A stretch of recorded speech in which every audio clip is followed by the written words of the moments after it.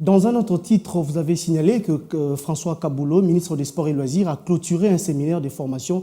Quelle a été l'importance de ces séminaires? Justement, Félix Matoudi, c'était le dimanche au stade de Martyrs de la Pentecôte, ce séminaire qui était donc lancé pour permettre, n'est-ce pas, aux juges arbitres, mais également aux membres techniques de la Fédération de lutte de la République démocratique du Congo des Soutillés, afin d'être à mesure d'abriter des compétitions internationales, notamment le 9e jeu de la francophonie qui va arriver très très vite. Et ce séminaire a été clôturé hier par les ministres du Sport et Loisirs, François-Claude Kaboulo, Mwana Kaboulo, qui a en personne remis le brevet aux différents participants, allais-je dire, dans ces séminaires. Plus de détails dans cet élément de reportage. Sur ce, je déclare close la session de formation des bénévoles de la lutte africaine et des officiels techniques et juges arbitres de la lutte africaine. Tout est bien qui finit bien, dit-on. La Fédération congolaise de lutte associée possède désormais des cadres techniques et officiels capables d'officier les grands événements internationaux. En ligne des mires, les 9e Jeux de la francophonie. Pendant 6 jours, les récipiendaires ont été formés par l'expert nigérien Malam Barka Akoda sous les yeux du ministre des Sports et Loisirs, François-Claude Kaboulo Mwana Kaboulo. Je suis très heureux, puisque vous avez commencé votre stage et vous l'avez terminé.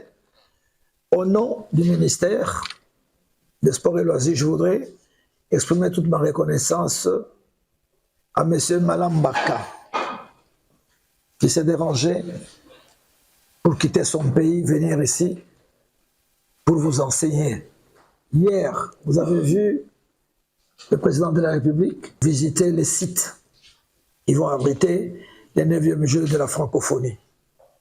On a visité les sites et le président a mis un accent sur l'évolution des travaux qui doivent s'achever et que le président et l'ensemble du gouvernement tiennent à ce que ces Jeux se tiennent dans de très très bonnes conditions.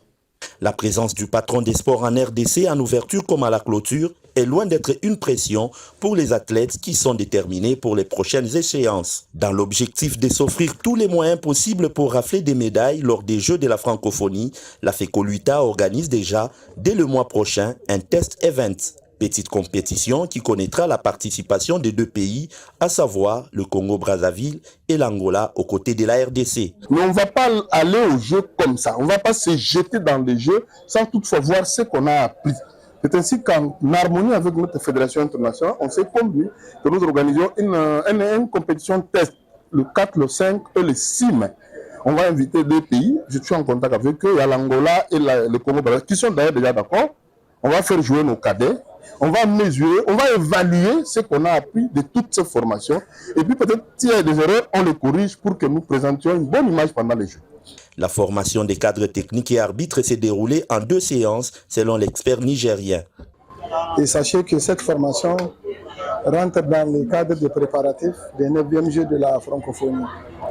Nous avons mené la formation à 2 niveaux.